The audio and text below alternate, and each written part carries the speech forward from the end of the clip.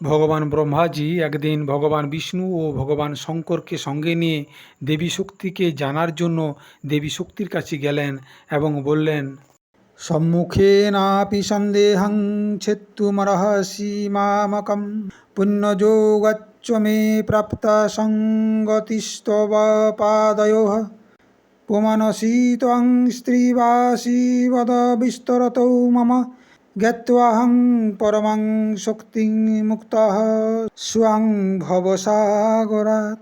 অর্থাৎ আপনি স্বয়ং নিজের মুখের দ্বারাই আমার সন্দেহকে দূর করার জন্য কৃপা করুন, কেননা অনেক পুণ্যের ফলে আপনার চরণের এই সান্নিধ্য প্রাপ্তি হয়। আপনি পুরুষ না স্ত্রী, এই সন্দেহটি দূর করার জন্য আপনি বিস্তারিতভাবে আমাকে বর্ণনা করুন, যার দ্বারা আমি পরম শক্তিকে জানতে পেরে এই ভবসাগর থেকে মুক্তি হয়ে যাব। তখন দেবী ভগবতী বললেন, আমি এবং পরব্রহ্ম একই, অদ্বিতীয়, কোনো ভেদ নেই। কেননা যিনি পরব্রহ্ম তিনিই আমি, আর যিনি আমি তিনিই পরব্রহ্ম। বুদ্ধির ভ্রমের কারণে আলাদা মনে হয়। সেই জন্য যারা বুদ্ধিমান, সূক্ষ্ম অন্তরকে জানে, তারা সংসারের বন্ধন থেকে চিরকালের জন্য মুক্ত হয়ে যায়, এতে কোনো সন্দেহ নাই। একমেবাদ্বিতীয়ং বৈ ব্রহ্ম নিত্যং সনাতনম দৈত্যভাবং পুনর্জাতি কাল উৎপত্তি সংজ্ঞকে। অর্থাৎ ব্রহ্ম অদ্বিতীয়, এক, নিত্য এবং সনাতন। কেবল সৃষ্টি রচনার সময় সেটি পুনরায় দুইভাবে প্রাপ্ত হয়। যেমন একই প্রদীপ উপাধিভেদের দ্বারা দুই প্রকারে দেখা যায়, অথবা আলাদা আলাদা আয়নার সামনে একই বস্তুকে আলাদা আলাদা দেখা যায়, সেই রকম আমি এবং ব্রহ্ম একই, তবুও উপাধিভেদের দ্বারা অনেক মনে হয়। জগতের নির্মাণ করার জন্য সৃষ্টিকালে ভেদ দেখা যায়, তখন দৃশ্যাদৃশ্যের প্রতীত হওয়া অনিবার্য, কেননা দুটি ছাড়া সৃষ্টি হওয়া অসম্ভব। সৃষ্টির প্রলয়ের সময় আমি না স্ত্রী, না পুরুষ, না নপুংসক, কিন্তু যখন পুনরায় সৃষ্টি কার্য শুরু হয় তখন আগের মতোই এই ভেদ বুদ্ধির দ্বারা উৎপন্ন হয়। আমি বুদ্ধি, আমি শ্রী, ধৃতি, কীর্তি, স্মৃতি, শ্রদ্ধা, মেধা, দয়া, লজ্জা, ক্ষুধা, তৃষ্ণা, ক্ষমা, কান্তি, শান্তি, পিপাসা, নিদ্রা, তন্দ্রা, জরা, অজরা, বিদ্যা, অবিদ্যা, স্পৃহা, বাঞ্ছা, শক্তি, অশক্তি, বসা, মজ্জা, ত্বচা, দৃষ্টি, সত্যাসত্য, বাণী, পরা, মধ্যা, পৈশন্তি আদি বাণীগুলির ভেদ এবং যাহা বিভিন্ন প্রকারের নাড়ীগুলি রয়েছে, সেই সব কিছু আমিই। আপনি দেখুন তো, এই সংসারে এমন কোনো বস্তু আছে যার মধ্যে আমি নেই? সেই জন্য আপনি নিশ্চিতভাবে জেনে রাখুন, সব কিছু একমাত্র আমি। এই সৃষ্টির সর্বত্র আমিই ব্যাপ্ত রয়েছি। আমি সমস্ত দেবতাদের মধ্যে ভিন্ন ভিন্ন নামে বিরাজিত রয়েছি, তথা শক্তিরূপে প্রকট হই এবং পরাক্রম করি। আমি গৌরী, ব্রাহ্মী, রৌদ্রী, বারাহী, বৈষ্ণবী, শিবা, বারুণী, কৌবেরী, নারসিংহী তথা বাসবী শক্তির রূপে বিদ্যমান রয়েছি। সমস্ত কার্যগুলির উপস্থিত হওয়ার পর আমি সেই দেবতাদের মধ্যে প্রবিষ্ট হয়ে যায় আর দেববিশেষের নিমিত্ত হয়ে সমস্ত কার্যগুলিকে সম্পন্ন করি।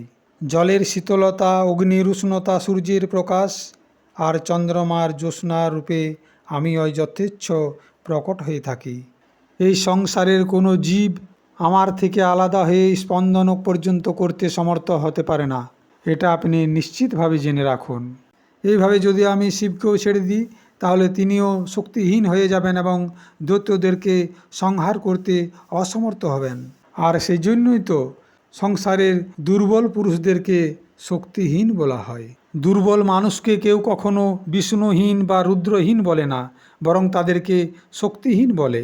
যে পড়ে যায়, স্খলিত হয়ে যায়, ভয়ভীত হয়ে যায়, নিশ্চেষ্ট হয়ে যায় অথবা শত্রুর বশীভূত হয়ে যায়, তাকে সংসারে কেউ রুদ্রহীন বা বিষ্ণুহীন বলে না, তাকে অপিতু অশক্ত বলা হয়। দেবী ভগবতী ভগবান ব্রহ্মাকে বললেন, আপনি যখন সৃষ্টি রচনা করতে চান তখন এর কারণ হলো শক্তি। যখন আপনি শক্তির দ্বারা যুক্ত হয়ে যান তখন আপনি সৃষ্টিকর্তা হয়ে যান। এইভাবে বিষ্ণু, শিব, ইন্দ্র, অগ্নি, চন্দ্র, সূর্য, যম, বিশ্বকর্মা, বরুণ, বায়ু দেবতাও শক্তিসম্পন্ন হয়েই নিজের কর্মগুলিকে সম্পাদিত করে। পৃথিবীও যখন শক্তির দ্বারা যুক্ত হয়ে যায় তখন স্থির হয়ে সবাইকে ধারণ করার জন্য সমর্থ হয়। যদি সে শক্তিহীন হয়ে যায় তাহলে একটা পরমাণুকেও ধারণ করার জন্য সমর্থ হয় না। শেষ নাগ, কচ্ছপ এবং দশাধিক দিগ্গজ আমার শক্তি পেয়েই নিজের কার্যগুলিকে সম্পন্ন করতে সমর্থ হয়। যদি আমি সমস্ত সংসারের জলকে পান করতে চাই, অগ্নিকে নষ্ট করে দিই, বায়ুর গতি বন্ধ করে দিই, আমি যা চাই তাই করতে পারি। শাশ্বত, ক্ষণিক, শূন্য, নিত্য, অনিত্য, সকর্তৃক ও অহংকার, এই 7টি ভেদের মধ্যেই সৃষ্টির বর্ণন বিবক্ষিত রয়েছে। সেই জন্য হে অজ, এখন আপনি সেই মহত্তত্ত্বগুলিকে গ্রহণ করুন যাহার দ্বারা অহংকারগুলির উৎপত্তি হয়। তারপর আপনি আগের মতোই সমস্ত প্রাণীদের রচনা শুরু করুন। এরপর দেবী ভগবতী নিজের শরীর থেকে এক সুন্দরী নারী সৃষ্টি করলেন। ইনি হলেন দেবী সরস্বতী। ওং সরস্বতী মহাভাগে বিদ্যে কমলোচনে বিদ্যারূপে বিশালাক্ষী বিদ্যাং দেহি নমস্তুতে।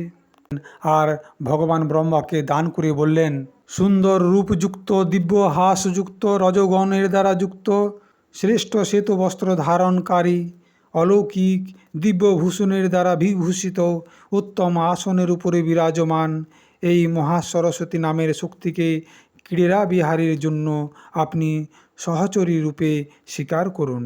এই সুন্দরী সবসময় আপনার সহচরী হয়েই থাকবে।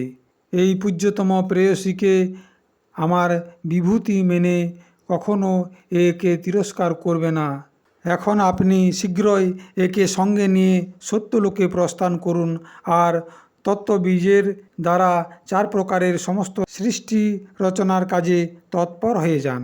সমস্ত জীবগুলি এবং কর্মগুলির সঙ্গে যে লিঙ্গকোষ রয়েছে সেটিকে আগের মতোই আপনি প্রতিষ্ঠিত করে দেন। কাল, কর্ম এবং স্বভাব নামের এই কারণগুলির দ্বারা সমস্ত চরাচর সৃষ্টিকে আগের মতোই নিজের স্বভাব এবং গুণের দ্বারা যুক্ত করে দিন। ভগবান বিষ্ণু হলেন আপনার সদা মাননীয় এবং পূজনীয়, কেননা সত্যগুণের প্রধানতার কারণে তিনি সর্বদাই সমস্ত প্রকারের শ্রেষ্ঠ। যখন আপনাদের কোনো কঠিন কার্য উপস্থিত হবে সেই সময় ভগবান শ্রীহরি পৃথিবীর ওপর অবতার গ্রহণ করবেন। কখনো তির্যকজনিতে, কখনো মানবজনির মধ্যে শরীর ধারণ করে তিনি দানবদেরকে অবশ্যই বিনাশ করবেন। ভগবান মহাদেব শঙ্করজিও প্রয়োজনে আপনাকে সহায়তা করবেন। এখন আপনি সমস্ত দেবতাদের সৃষ্টি করার পর স্বেচ্ছায় সুখপূর্বক বিহার করুন। সমস্ত যজ্ঞগুলির মধ্যে আমার নাম উচ্চারণ করা মাত্রই আপনারা সকলেই নিশ্চিত রূপে সদা তৃপ্ত এবং সন্তুষ্ট থাকবেন। আপনারা ভগবান শঙ্করজির সমস্ত প্রকারের সম্মান করবেন এবং সমস্ত যজ্ঞ কার্যে প্রযত্নপূর্বক ওনার পূজা করবেন। যখন কখনো কোনো দেবতাদের সামনে দৈত্যের দ্বারা ভয় উৎপন্ন হবে তখন সুন্দর রূপযুক্ত বারাহী, বৈষ্ণবী, গৌরী, নারসিংহী, সদাশিবা তথা অন্য দেবীদের রূপে আমি শক্তিরূপে প্রকট হয়ে তাদের ভয় দূর করে দেব। অতএব হে কমলোদ্ভব, আপনি নিজের কার্য করুন। বীজ মন্ত্র তথা ধ্যানের দ্বারা যুক্ত হয়ে ওং এং হ্রিং ক্লিং চামুণ্ডায় বিচ্ছে এই নবাক্ষর মন্ত্রটি জপ করতে করতে আপনি সমস্ত কার্যগুলি করুন। আপনি এই মন্ত্রটিকে সমস্ত মন্ত্রের চেয়ে শ্রেষ্ঠ মনে করবেন। সমস্ত প্রকারের মনোরথগুলি সিদ্ধির জন্য আপনি সদা নিজের হৃদয়ে এই মন্ত্রটিকে ধারণ করে রাখবেন। এরপর ভগবতী জগজ্জননী নিজের শরীর থেকে মনোহর রূপযুক্ত মহালক্ষ্মীর সৃষ্টি করলেন। তারপর ভগবান বিষ্ণুর উদ্দেশ্যে বললেন, আপনি এই মনোহর মহালক্ষ্মীকে স্বীকার করুন এবং এখান থেকে প্রস্থান করুন।